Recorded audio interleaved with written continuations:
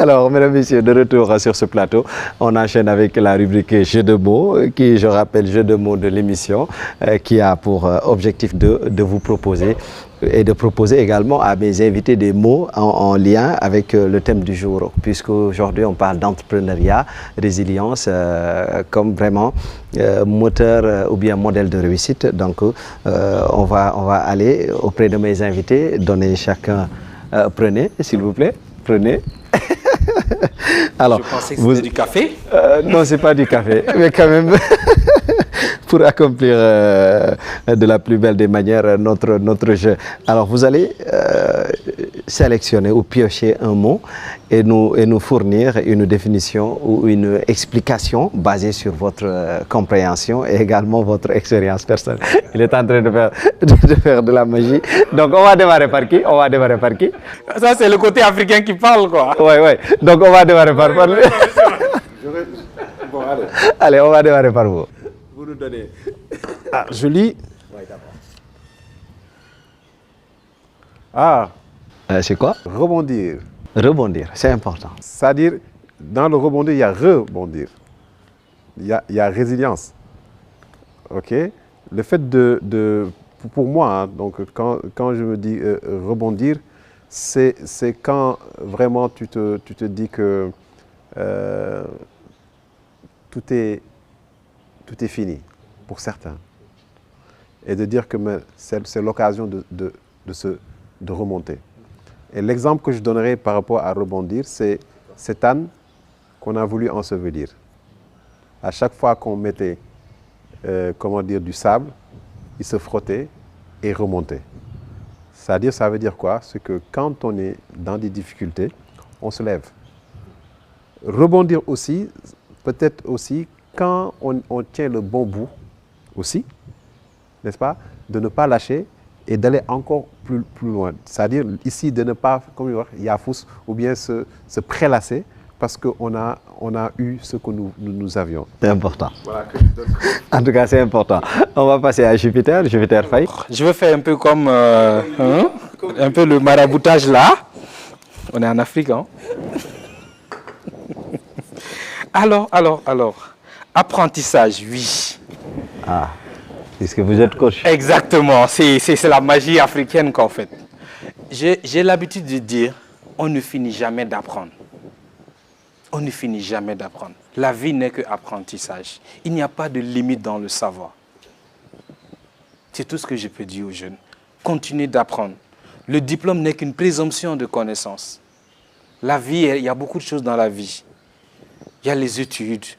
Il y a des gens qui ont des compétences qui ne sont pas allés à l'école. Il faut en profiter. Tout ça, c'est de l'apprentissage. Il y a la vie de l'école et il y a la vie de la rue. Il faut savoir apprendre de tout le monde. La femme qui vend du tchaf, il faut apprendre d'elle, c'est de l'apprentissage. Ce jeune cireur-là, qui cire vos chaussures, en cirant vos chaussures, vous pouvez discuter avec lui et apprendre des choses.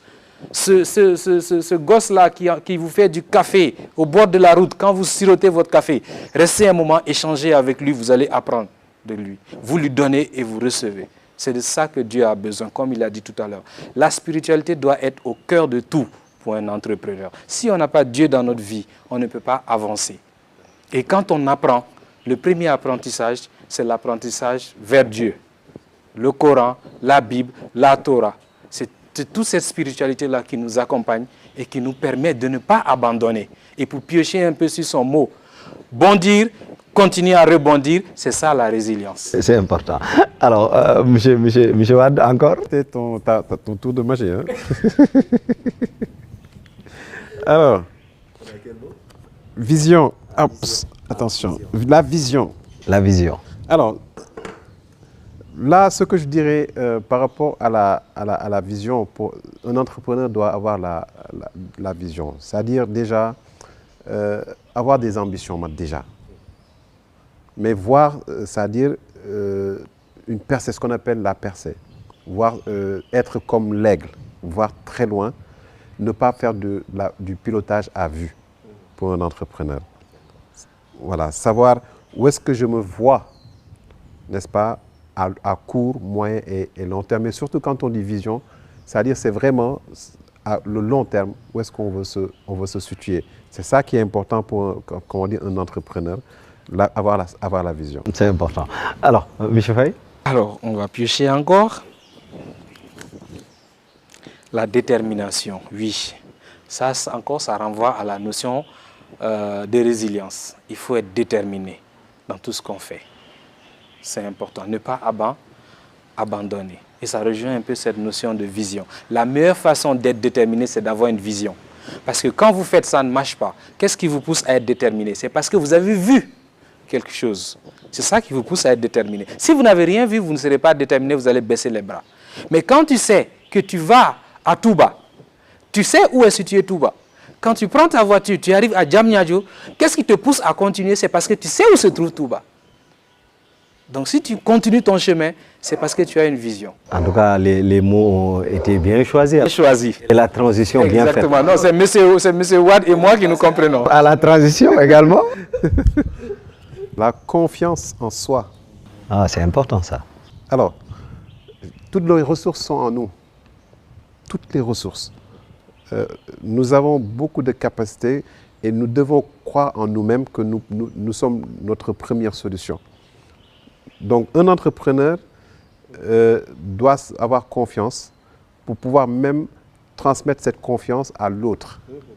Parce qu'on est dans un écosystème où quand on a la vision, naturellement, on sait où est-ce qu'on va, n'est-ce pas? Après, c'est la détermination qui est là, mais la confiance en nous-mêmes de dire qu'on peut aller très loin, quelles que soient maintenant les difficultés. Et quand on a la confiance en soi, c'est là où on peut vivre cette résilience en tant qu'entrepreneur. C'est important. Un autre mot? Ça commence à être intéressant. La persévérance. Comme je le disais tout à l'heure. C'est votre domaine là. Oui, résilience, question de persévérance. C'est quand vous abandonnez que vous n'êtes plus résilient. Parce que faire face, c'est bon, mais faire face dans la persévérance, dans la détermination. Il faut être persévérant dans la vie. Tous nos hommes de référence aujourd'hui que nous connaissons dans le domaine spirituel, je les prends en exemple parce qu'ils sont des modèles sur le continent. Si on les cite aujourd'hui, c'est parce qu'ils ont été persévérants dans tout ce qu'ils ont fait et on les rend hommage. Alors, pour boucler la boucle, on vous laisse piocher une dernière fois, chacun. On a quoi? Alors, l'adversité.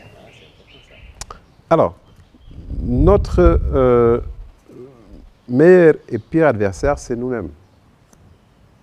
Alors, mais moi, cette adversité, je vais transformer en opportunité.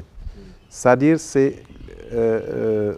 dans l'entrepreneuriat, on est tous complémentaires.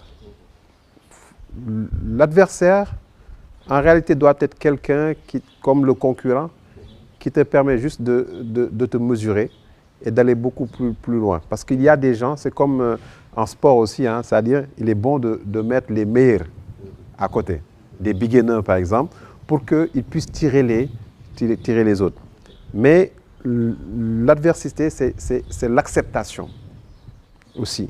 L'acceptation de l'autre par rapport à ses capacités, n'est-ce pas, par rapport à ses moyens, et de pouvoir maintenant voir comment réunir ensemble nos forces, n'est-ce pas, pour aller beaucoup plus loin. C'est pour ça, moi, d'habitude, j'ai l'habitude de dire aux étudiants, un concurrent, ça existe, mais pour moi, un concurrent, il n'y a pas un concurrent. C'est-à-dire, il y a des complémentarités. Voilà. C'est important. Alors, pour la dernière fois, pour finir, l'agilité. Je le renvoie sous la notion du mindset. Travaillons notre mindset. Revoyons notre approche de toutes les réalités qu'il y a autour de nous. Revoyons notre agilité dans tout ce que nous allons entreprendre. Et l'élément le plus palpant par rapport à ce mot-là, c'est la notion d'entourage. Revoyons, nous sommes dans un monde cosmique. Faisons attention aux gens qui nous entourent. Il a parlé tout à l'heure d'adversité. Il y a soi-même. Tout commence par soi-même. Soyons la meilleure version de nous-mêmes. Faisons attention avec les gens avec qui nous marchons. Il faut savoir marcher. Quand tu veux être grand, il faut savoir marcher avec des grands. Grand, ce n'est pas forcément celui qui est allé à l'école, qui a un Master 2, qui a un MBA, qui a un doctorat. Non. Grand, c'est la personne qui sait, qui a l'humilité de Dieu et qui sait vous attirer vers le haut. Choisissons bien nos amis, les gens qui nous entourent. Parce que vous pouvez être fort mentalement, mais les amis ont beaucoup d'influence sur nous parce que nous passons beaucoup de temps avec eux. Quelqu'un l'a dit, nous sommes la moyenne des 5 personnes que nous fréquentons. Faisons attention également au nombre d'amis. Je le dis tout le temps. Les amitiés avec les nombres impairs, il faut faire attention. Parce qu'il y a toujours un ami qui sera libre de côté, l'électron libre, qui à tout moment peut perturber la relation amicale. Pas parce que cette personne elle est méchante, mais parce que la nature a horreur du vide, vous la mettez de côté. Elle peut pour montrer qu'elle est présente, elle peut marcher sur le groupe. Donc il faut savoir choisir ses amis, il faut savoir avec qui on veut avancer dans la vie, il faut savoir choisir son épouse ou son époux, il faut savoir choisir son guide religieux, il faut savoir choisir son église ou sa mosquée, il faut savoir choisir son secteur d'activité. C'est comme ça que nous allons avancer vers le succès. Et savoir une chose, le succès n'est pas la réussite n'est pas le succès. À un certain moment, on risque de penser qu'on est arrivé alors que c'est le point de départ.